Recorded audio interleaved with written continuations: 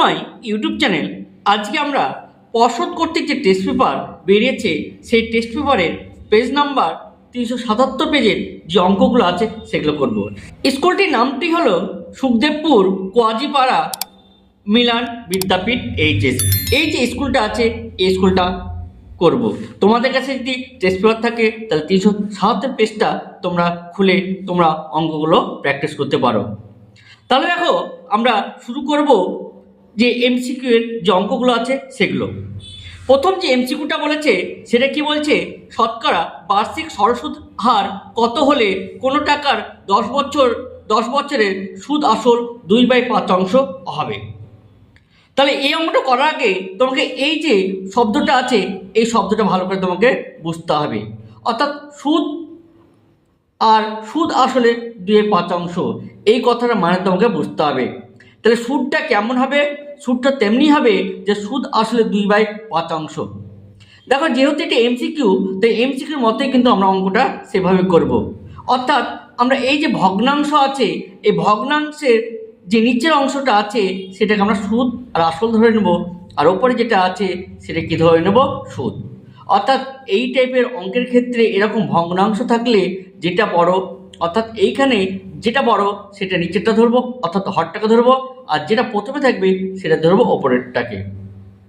তাহলে বোঝা গেল যে এইটা ধরবো ওপরেরটা এবং পরে যেটা থাকবে সেটাকে ধরবো কি নিচের অংশটা। তাহলে এখানে সুদ আসল কত বলেছে 5, আর সুদ ধরবো কত 2।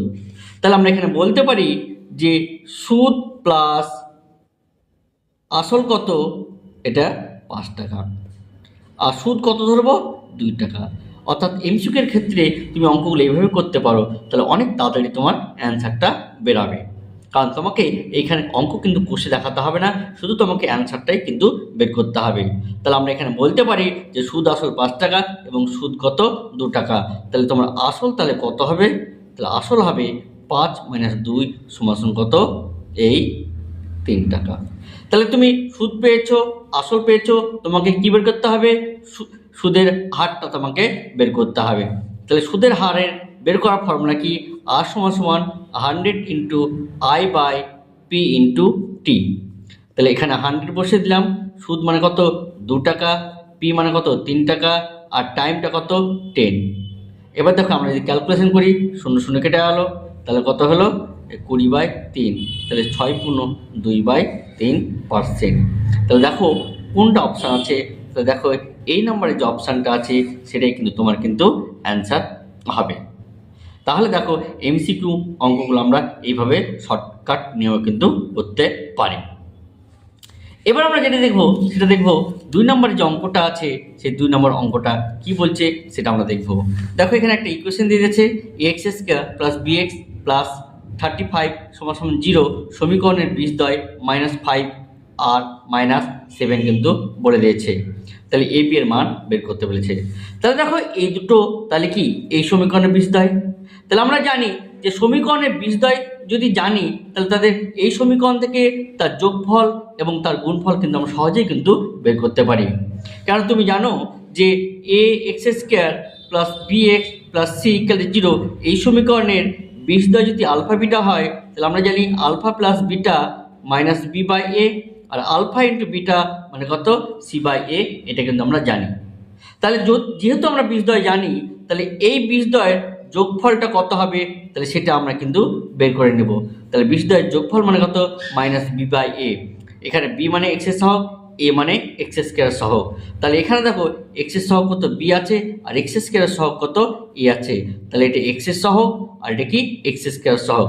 তা আমরা এখানে কি জানি, প্রথমে x এর সহগ বসবে তারপর x² এর সহগ বসবে। তাহলে এখানে দেখো ফর্মুলার জন্য মাইনাস, তাহলে x এর সহগ কত, x এর সহগ b এবং x² সহগ কত a, তাহলে এখানে a বসে গেল। তাহলে আশা করি এই জায়গাটা তুমি বুঝতে পেরেছো। তাহলে এইবার দেখো এখানে কত হচ্ছে -12 = -b/a, দুই দিক থেকে মাইনাস মাইনাস আউট। তাহলে আমরা এখান থেকে বলতে পারি যে 12a = b, এটা কিন্তু আমরা বলতে পারি। এবার দেখো বীজদ্বয়ের গুণফলটা বের করব, অর্থাৎ -5 × -7, তাহলে কত হবে 35/a অর্থাৎ c/a। তাহলে 35 বাই কত এ, তাহলে কত হলো 30, 5 সাথে 35 আর মাইনাসে মাইনাসে প্লাস, তাহলে 35 বাই এ।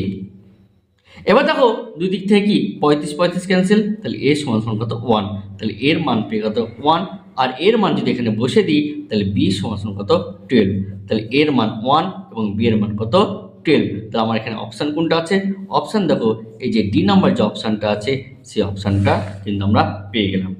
তাহলে অঙ্কগুলো দেখো তোমরা যদি বুঝতে পারো তাহলে এই চ্যানেলটিকে সাবস্ক্রাইব করবে, লাইক করবে এবং বেল আইকন নোটিফিকেশন অন করে দেবে, কারণ এইরকম টেস্ট পেপারের অঙ্কগুলো কিন্তু আমরা একদিক থেকে ধারাবাহিকভাবে করে যাব এবং তোমাদেরও সুবিধা হবে যে এই টাইপের তুমি যদি এমসিকিউ করো তাহলে তুমি কিন্তু মাধ্যমিকে একটা ভালো স্কোর করতে পারবে, অর্থাৎ যেগুলো অবজেক্টিভ বা যেগুলো শর্ট কোশ্চেন সেই অঙ্কগুলো কিন্তু তুমি খুব অনায়াসেই তুমি করতে পারবে।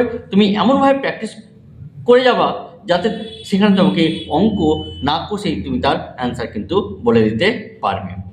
তাহলে এবার দেখো আমরা 3 নম্বর অঙ্কটা কি বলছে, যে এবিসি ত্রিভুজের পরিকেন্দ্র ও এ বি সমান 50 ডিগ্রি হলে এ সি বি এর মান কত। তাহলে আমরা ছবিটা আঁকি, তাহলে চিত্রটা তোমার কেমন হবে, এরকম হবে। আর এখানে কি বলেছে, একটা এবিসি ত্রিভুজ কিন্তু বলে দিয়েছে, এ বি সি কিন্তু ত্রিভুজ তোমার বলে দিয়েছে, আর এই ত্রিভুজের পরিকেন্দ্র ও তোমাকে বলেছে ও এ বি, তাহলে এটা ও, তাহলে ও এ বি এই কোণটা কত বলেছে তোমার, এই 50 ডিগ্রি বলে দিয়েছে। আর কি বলেছে যে এসিবি অর্থাৎ এসিবি এই কোণটা মান চাইছে। দেখো আমরা একটা উপপাদ্য ছিল যে কেন্দ্র একই চাপের ওপর কেন্দ্রস্থ কোণ পরিস্থ কোণের কি হবে দ্বিগুণ, অর্থাৎ এই কোণটার কি হবে দ্বিগুণ, অথবা এই কোণটা কি হবে অর্ধেক। তাহলে এই দেখো এই চাপের ওপর তাহলে এই কোণটা কি কেন্দ্রস্থ কোণ আর এটা কি পরিস্থিত কোণ বা বিধ্বস্ত কোণ, তাহলে এই কোণটা যা হবে তার অর্ধেক হবে এই কোণটা। তাহলে এই কোণে যদি 50 হয় তাহলে এই কোণটা কত হবে 25 ডিগ্রি। তাহলে দেখো এইখানে কি বলেছে ও এ বি, তাহলে ও এ বি মানে এই কোণটা কত বলেছে এই 50। তাহলে দেখো যে এই একটা বৃত্ত, এটা একটা ত্রিভুজ, তাহলে এটা কি তার কেন্দ্র। তাহলে দেখো এই বাহুটা আর এই বাহুটা কি হবে একই বৃত্তের ব্যাসার্ধ, অর্থাৎ আমরা যদি এখানে ছবিটা আঁকি তো একটু ভালো করে দেখবে যে এইটা কি কেন্দ্র, তাহলে এইটা কি হবে বৃত্তের ব্যাসার্ধ, এটাও কি হবে বৃত্তের ব্যাসার্ধ, অর্থাৎ এই বাহুর সঙ্গে এই বাহু সমান। এবার যদি এখানে আমরা ত্রিভুজটা যদি কমপ্লিট করি তাহলে দেখো এই ছবিটা হবে কিনা। আর যে কোনো সমদ্বিবাহু ত্রিভুজের দুটি বাহুর দৈর্ঘ্য সমান হলে তাদের কি হয় দুটো কোণের দৈর্ঘ্য কিন্তু সমান হবে, অর্থাৎ এই কোণটার মান যা হবে এই কোণটার মানও তাই হবে। তাহলে দেখো আমাকে বলে দিয়েছে আমরা যদি এটা এ ধরি, এটা বি ধরি, আর এটা সি ধরি, আর এটা ও ধরি, তাহলে ও এ বি এই কোণটা কত বলেছে, এই কোণটা বলেছে 50 ডিগ্রি। তাহলে এটা যদি 50 হয় তাহলে এটাও কিন্তু 50 হবে। তাহলে এই দুটো কোণের সমষ্টিগত 100, আর একটা ত্রিভুজের তিনটা কোণের সমষ্টিগত 180, তাহলে এটাও 50 এটাও 50, তাহলে দুটো মিলে কত 100, তাহলে এটা কত হবে তোমার 80 ডিগ্রি হবে। তাহলে এই কোণটা যদি 80 ডিগ্রি হয় তাহলে আমরা কি জানি, আমরা জানি যে একই চাপের ওপর কেন্দ্রস্থ কোণ পরিস্থিত কোণের কী হবে অর্ধেক হবে, বা এই কোণটা ডবল এটা, অথবা এই কোণটা যা হবে তার অর্ধেক হবে এইটা। তাহলে এই কোণটা মান কত পেলাম 80 ডিগ্রি পেলাম, তাহলে এই কোণটার মান কত হবে তোমার এই 40 ডিগ্রি হবে। তাহলে আশা করি এই অঙ্কটা বুঝতে পেরেছো। আর আমার দেখো সি নাম্বার যে অপশানটা আছে তাহলে সি নাম্বার অপশানটা কিন্তু হবে। এবার দেখো যে অঙ্কটা আমরা করব সেটা একটি সুষম ষড়ভুজের প্রতিটি অন্তঃকোণে বিদ্যমান কত। তাহলে দেখো আমরা জানি যে কোনো এন বাহু বিশিষ্ট যে কোনো বহুভুজের অন্তঃকোণের যে সমষ্টির ফর্মুলা 2 × a-2 ইন্টু কত 90 ডিগ্রি। এটা ক্লাস 8 একটা উপপাদ্য ছিল, অর্থাৎ যে কোনো এন বাহু বিশিষ্ট অন্তঃকোণের সমষ্টির ফর্মুলা এইটা ছিল, অর্থাৎ 2 × n-2 ইন্টু কত 90। তাহলে এখানে এন মানে বাহু বোঝায়, তাহলে এখানে কি বলেছে ষড়ভুজ বলেছে, তাহলে এখানে আমরা কি 6 এর মান 6 বসিয়ে দেবো। তাহলে এটা কত হবে 2 × 6-2 ইন্টু কত 90। তাহলে এবার দেখো তাহলে এটা কত 4, তাহলে 4 2 8, 8 9 72, তাহলে এই 720, অর্থাৎ একটা ষড়ভুজের এই যে অন্তঃকোণগুলো আছে এই অন্তঃকোণগুলোর সমষ্টি কত হয় 720 ডিগ্রি হয়। তাহলে দেখো এখানে 6টা বাহু আছে, তাহলে প্রতিটি কোণের মান কত হবে 720/6 সমান কত 120 ডিগ্রি। অর্থাৎ এই যে মানটা আছে এই মানটাকে কিসে কনভার্ট করতে হবে, বৃত্তমানে কনভার্ট করতে হবে। তাহলে বৃত্তমানে যদি কনভার্ট করি তাহলে এই মানটাকে আমরা কি করবো π/180 দিয়ে গুণ করে দেবো। তাহলে 0 0 কেটে গেল, তাহলে কত 3 6 18, 6 2 12, তাহলে আমরা কত পেলাম 2π/3। তাহলে এইটা হবে তার কি বৃত্তীয় মান। তাহলে অপশানে দেখো যেটা আছে এই বি নম্বরের যে অপশানটা আছে সেই বি নম্বরের অপশানটা কিন্তু হবে। যে একটি সমকোণী চৌপলাকৃতি বাক্সের ভিতরের আয়তন কত 440 ঘনসেমি এবং ভিতরের ভূমিতলের ক্ষেত্রফল কত 88 বর্গ সেমি, বাক্সের ভিতরের উচ্চতা কত। তাহলে এটা দেখো আয়তন বলেছে, আয়তন মানে আমরা কি জানি দৈর্ঘ্য ইন্টু প্রস্থ ইন্টু উচ্চতা, আর ক্ষেত্রফল মানে কি জানি আমরা দৈর্ঘ্য ইন্টু প্রস্থ। তাহলে আমরা যদি এই ক্ষেত্রফল দিয়ে যদি আমরা আয়তনকে ভাগ করে দিই তাহলে কি পাবো উচ্চতা। তাহলে উচ্চতা কত হবে 440/কত 88। তাহলে এটা ক্ষেত্রে আমাদের কাটাকাটি করতে হবে, কাটাকাটি করলে কিন্তু আমরা পেয়ে যাব। তাহলে দেখো 5 দিয়ে যদি কাটি তাহলে কিন্তু উচ্চতা কত হবে 5 সেমি, যেটা আমরা কি এই বি নম্বরের যে অপশানটা আছে সেই বি নম্বরের অপশানটা কিন্তু হবে। এবার দেখো যে অঙ্কটা আমরা করব সেটা কি 6 নম্বর। এই 6 নম্বর দাগের এবিটি এর টেস্ট পেপারে কিন্তু অনেকবার ছিল। তোমরা যদি প্লেলিস্টে গিয়ে বা এই চ্যানেলের যে ভিডিওগুলো আছে সেগুলো যদি দেখো তাহলে এই অঙ্ক তুমি অনেক পাবে এবং সেখানে আমরা অনেকবার করেছি। যা হোক এখানে যেহেতু আছে এই অঙ্কগুলো আমরা করব। এই অঙ্কটা কি বলছে, তাহলে এই সংখ্যাগুলি গড় তোমার কত বলেছে 9 বলেছে।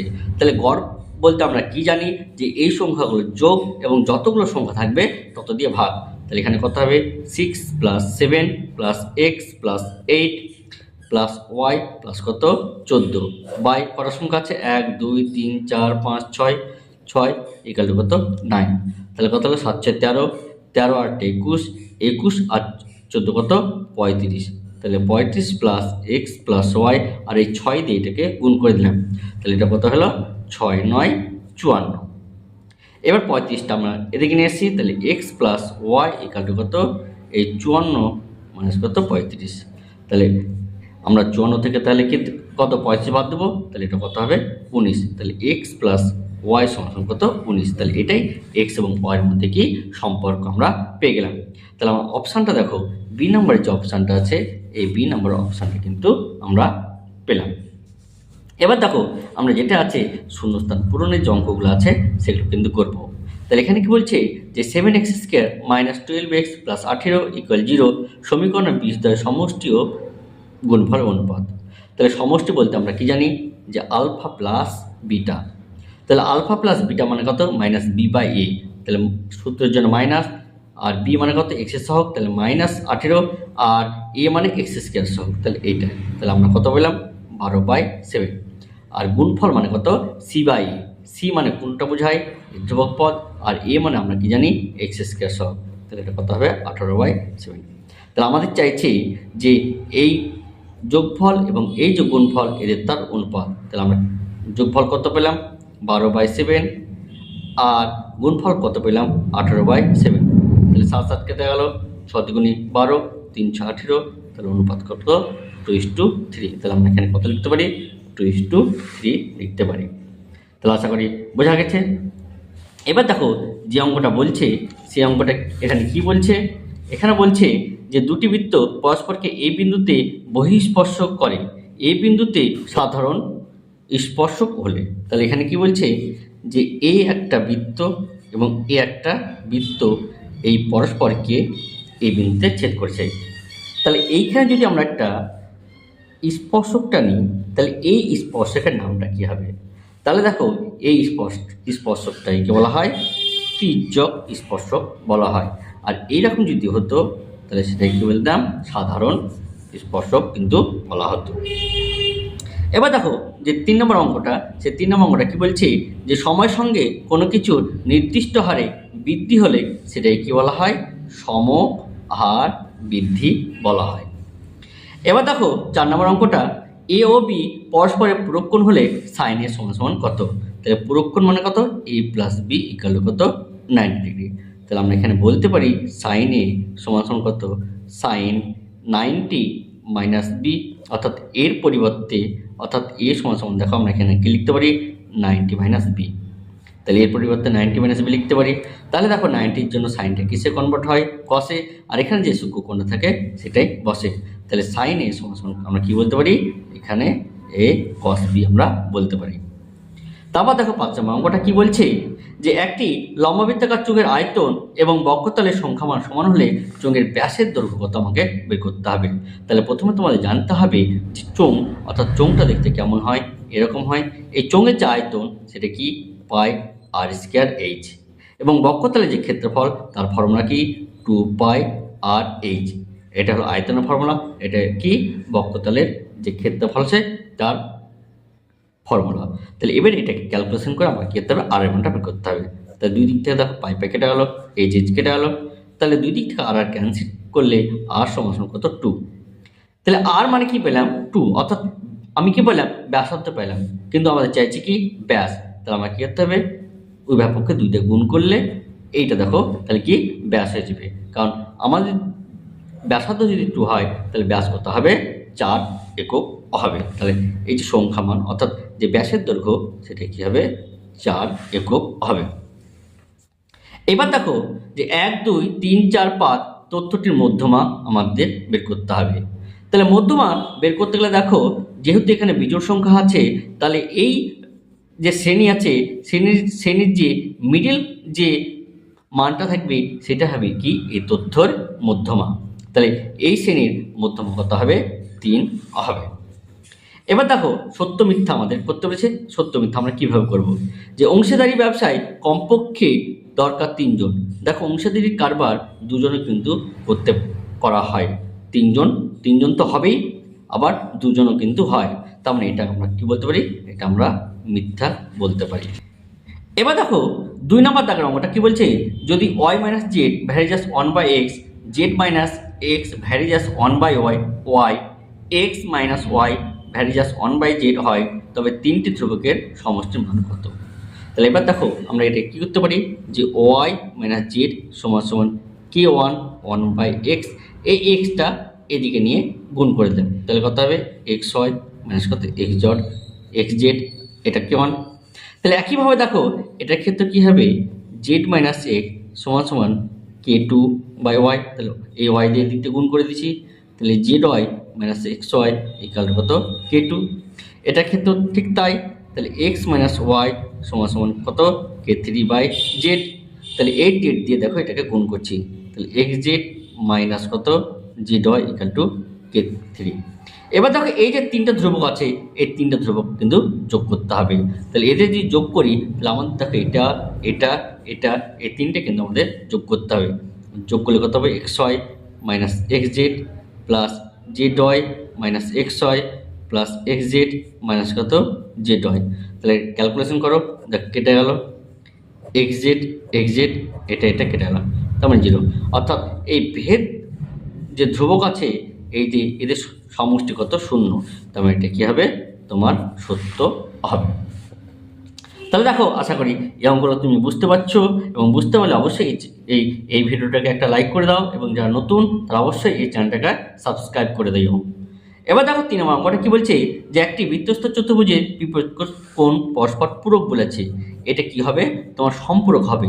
অর্থাৎ একটা যদি বৃত্তস্থ চতুর্ভুজ হয়, এই বৃত্তস্থ চতুর্ভুজে এই দুটো কোণের সমষ্টি কিন্তু কত হয় 180 ডিগ্রি হয়।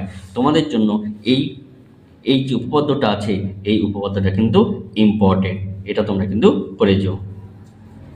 এবার দেখো যে অঙ্কটা আছে, যে সাইন 90 মাইনাস থিটা সমান সমান সাইন 2 থিটা হলে থিটার মান 30 ডিগ্রি যখন 2 থিটা সূক্ষ্মকোণ।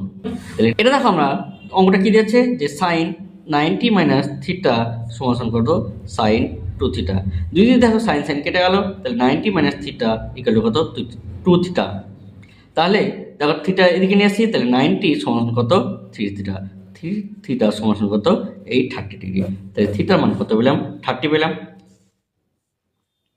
তাহলে দেখো থিটার মান কত হলো 30 ডিগ্রি, তার মানে এখানে যে মানটা 30, তার মানে এটা কী হবে তোমার সত্য হবে। এবার দেখো যে অঙ্কটা আছে, যে একটি লম্ববৃত্তাকার শঙ্কুর ভূমিতলের ব্যাসার্ধের দৈর্ঘ্য অর্ধেক, এবং উচ্চতা দ্বিগুণ করা হলে শঙ্কুটির আয়তন কী হবে? একই থাকবে। তো শঙ্কুর আয়তনের ফর্মুলা কি? 1/3 পাই আর স্কয়ার এইচ। এটা হলো তোমার কি? শঙ্কুর আয়তনের ফর্মুলা। এবার কি বলছে দেখো, ব্যাসার্ধের দৈর্ঘ্য কি বলছে? অর্ধেক। তার মানে এটা কি ছিল? আর ছিল, এই আর থেকে এটা কি হয়ে গেছে? R2 হয়ে গেছে। আর উচ্চতা কি বলছে? দ্বিগুণ। তার মানে এইচ থেকে কি হয়েছে? 8 হয়েছে। তাহলে বলছে যে আয়তন একই হবে না পরিবর্তিত হবে সেটা আমাকে বের করতে হবে। তাহলে দেখো 1/3 পাই থেকে গেল, এই আর এর জায়গায় কত হবে? R/2, তার কত? Whole square. আর এইচ এর জায়গায় কত হবে? 2h। তাহলে 1/3 পাই আর স্কয়ার বাই 4 ইন্টু কত? 2h। তাহলে দেখো কেটে গেল। তাহলে এটা কত হলো? হাফ আর 1/3 পাই আর স্কয়ার এইচ। অর্থাৎ আয়তনটা কি হয়ে গেছে? আয়তনটা দেখো অর্ধেক হয়ে গেছে, কিন্তু এখানে কি বলছে? একই থাকবে। তবে এটাকে আমরা কি বলতে পারি? এটা মিথ্যা হবে। এবার দেখো সত্য মিথ্যার যে লাস্ট অঙ্ক সেটা কি বলছে? 2, 3, 9, 10, 9, 3, 9। এই সংখ্যাগুলো মান কি? 10। অর্থাৎ সংখ্যাগুলো মান বলতে বোঝায় যার সংখ্যা সর্বাধিক থাকবে সেটাকে আমরা কি বলবো? সংখ্যাগুলো মান। কিন্তু এখানে দেখো সব থেকে বেশি আছে কি? 9। তাহলে এই যে শ্রেণী আছে, এই শ্রেণীর সংখ্যাগুলো মান কত? 9 হওয়া উচিত ছিল, কিন্তু কত আছে? 10। তারপরে এটা কি হবে? মিথ্যা। তাহলে আশা করি দেখো এই যে পর্ষদের যে নতুন টেস্ট পেপার বের করেছে তার আমরা এমসিকিউ, সত্য মিথ্যা এবং শূন্যস্থান করলাম। ঠিক আছে, এই টাইপের অঙ্ক তুমি বারংবার তুমি প্র্যাকটিস করে থাকো।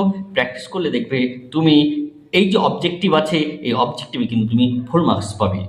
তাহলে যদি ভিডিওটি ভালো লেগে থাকে তাহলে অবশ্যই এই চ্যানেলটিকে সাবস্ক্রাইব করবে, লাইক করবে এবং বেল আইকন নোটিফিকেশান অন করে রাখবে। আজকের ভিডিওটা এই পর্যন্ত। এর পরবর্তী যে অধ্যায় আছে সেই চ্যাপ্টার বা সেই পেজ নাম্বার নিয়ে আবার তোমাদের সাথে পরবর্তী ভিডিওতে দেখা হবে। ধন্যবাদ।